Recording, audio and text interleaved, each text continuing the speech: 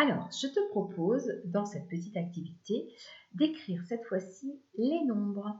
Donc, on va déjà commencer par écrire les nombres de 1 à 9, juste pour bien se souvenir comment on les écrit. Donc, on va faire comme les grands en CP.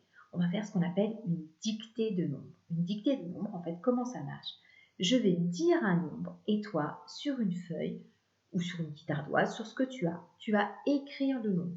D'accord? Alors, pas écrire avec des lettres, hein, écrire avec des chiffres. Ça marche? Allez, on y va et ensuite je te donne la réponse. C'est parti. Je voudrais que tu écrives, s'il te plaît, le nombre 3. 3. Je te laisse écrire 3.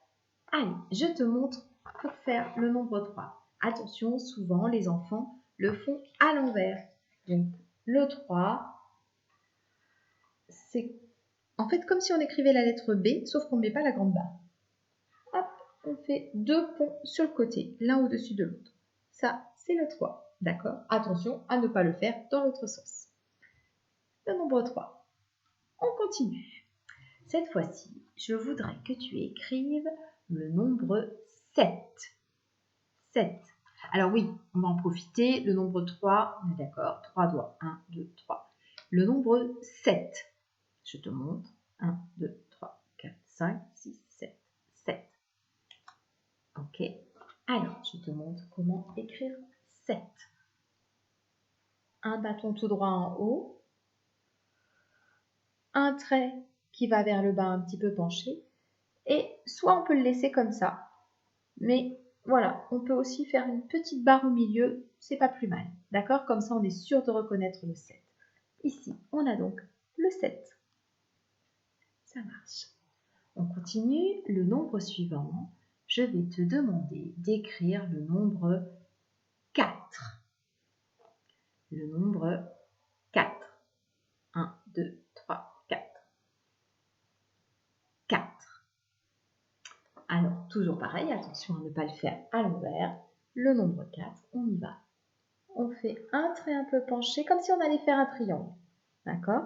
Sauf que là, on ne va pas fermer le triangle, on va juste faire une petite barre sur le trait d'en dessous. Alors, parfois, on va trouver justement, hop, je ne le fais pas correctement, un 4 comme ça.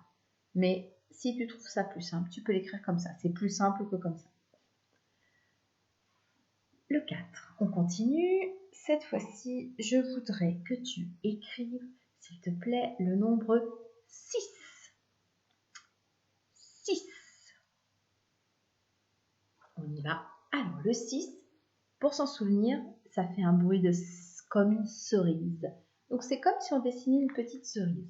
D'abord, on va dessiner la queue de la cerise et un petit rond en bas, comme si c'était la cerise. D'accord? À ne pas confondre avec le 9, qui est la même chose, mais dans l'autre sens. On le verra tout à l'heure. Donc là, on est sur le nombre 6. Ça marche? 6, c'est 3 plus 3. 1, 2, 3, 4, 5, 6. Mais c'est aussi 5 plus 1. D'accord? Alors, maintenant, j'aimerais bien que tu écrives, s'il te plaît, allez, un facile, le 1. Allez, facile, je le remonte quand même, le 1. Mais pas si facile que ça à écrire, parce que souvent, vous me faites des traits un petit peu trop droits. Un petit trait penché en haut, et on redescend tout droit. Et on a notre nombre 1. Ça marche, on continue. Cette fois-ci, j'aimerais que tu écrives, s'il te plaît, le nombre... Ah, celui-là, il est difficile. Le nombre 8. 8. Donc 8, c'est 4 plus 4. 1, 2, 3, 4, 5, 6, 7, 8. Mais c'est aussi 5 plus 3. 1, 2, 3, 4, 5, 6, 7, 8. Et plein d'autres choses. Donc, le nombre 8.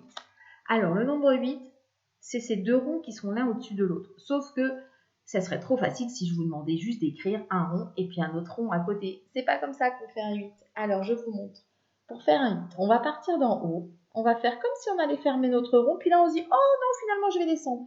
Et on va redescendre comme si on faisait un S. Vous avez vu, pour le moment, ça ressemble à un S. Et puis, on va aller refermer de l'autre côté. Voilà, on a fait notre 8. Je remonte. Je remonte une autre fois pour bien faire. En fait, on fait comme si on faisait un S. et on vient fermer le rond du bas et refermer le rond du haut. Et on a notre 8. D'accord? Donc là, comme si on faisait un S, et on revient pour fermer. Ça marche? On a fait notre 8. Allez, maintenant, je voudrais, s'il te plaît, que tu écrives le nombre 2. 2. Allez, je te montre pour écrire le nombre 2. Alors, pour faire le nombre 2, on fait comme si on allait faire un rond, sauf que là, au lieu de finir notre rond, en fait, on va descendre en biais tout droit penché. Comme ça, voilà. Et là, on se dit, oh, bah non, finalement, je vais aller de l'autre côté, on va repartir vers la droite, comme si on allait faire un triangle, d'accord? Là, si je ferme, tac, tac, tac, tac, tac, tac, j'ai mon triangle. Sauf que ce n'est pas un triangle que je veux, c'est un 2. Donc, je remonte, on fait comme si on voulait faire un rond, on descend tout droit penché, et on revient de l'autre côté, tout droit. D'accord? Pareil, on essaye de ne pas le faire à l'envers. Donc, on a fait le 1, le 2, le 3, le 4. Ah! Il nous faut, qu'est-ce qu'il y a après 1, 2, 3, 4? Il y a le 5. Donc, je vais te demander d'écrire le 5. Allez, c'est parti. Alors, pour faire le 5, eh bien, c'est comme si on allait commencer un carré, et puis on va essayer de le continuer, mais avec un rond. Je montre. Alors, hop, un trait tout droit, on descend, on revient. Donc là, vous êtes d'accord avec moi que si je refais un trait vers le haut, ça fait un carré. Sauf que là, cette fois-ci, eh bien, au lieu de repartir vers le haut pour faire mon carré, eh bien, je vais dessiner comme si je voulais faire un rond en dessous du carré. Et donc là, je tourne pour faire mon 5. Je remonte, un trait tout droit, couché, un trait qui descend debout, un trait couché en dessous de l'autre, et comme si j'allais faire un rond pour revenir en arrière. Donc pareil, attention, des fois, les enfants ont tendance à le faire de l'autre côté, dans l'autre sens. On a fait notre 5, on a fait notre 6, on a fait notre 7, on a fait notre 8, et il nous reste notre nombre. Après 8, qu'est-ce qu'il y a? Oui, c'est 9, donc on y va. Alors, je vous ai donné déjà un petit indice tout à l'heure. Tout à l'heure, je vous ai dit, le 9, c'est la même chose que le 6, mais dans l'autre sens. Le 6, c'était l'histoire de la petite cerise. Ok, donc on y va. Donc pour faire le 9, en fait, on va commencer par faire un rond, comme si on faisait un O, par exemple, ou un A. Et puis, on va faire la grande canne qui descend et qui revient. Et on a notre 9. Ça marche?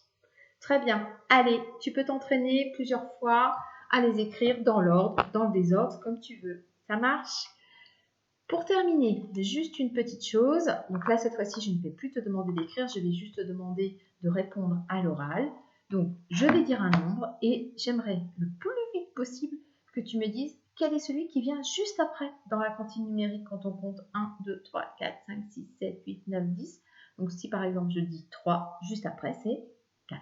Donc, j'attends que tu me dises 4. D'accord? Tu es prêt? C'est parti. Alors, je voudrais que tu me dises très très vite ce qu'il y a après 5. Oui, c'est bien le 6.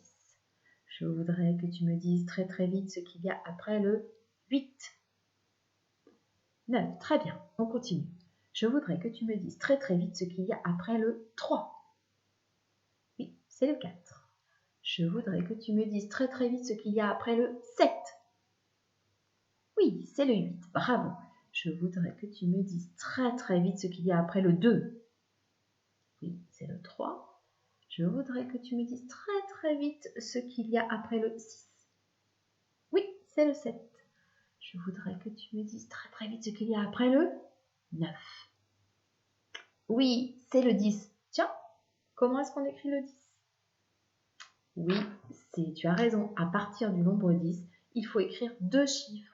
Et à partir du nombre 10, eh bien, nous avons besoin du 0, puisque pour écrire 10, je fais un 1 avec un 0. Et j'ai bien mon nombre 10. Et ensuite, on va arriver à 11, 12, 13.